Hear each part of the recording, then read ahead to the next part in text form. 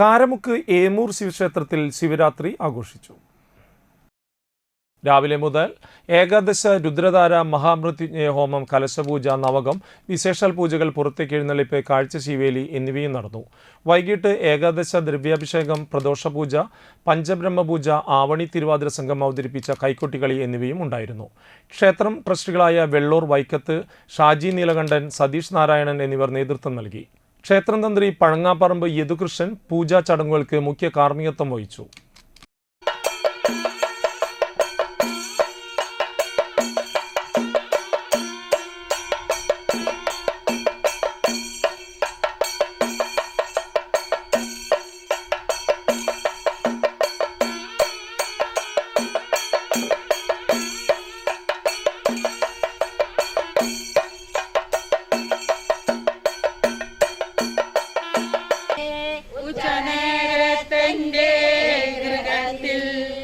അച്യുതൻ വന്നു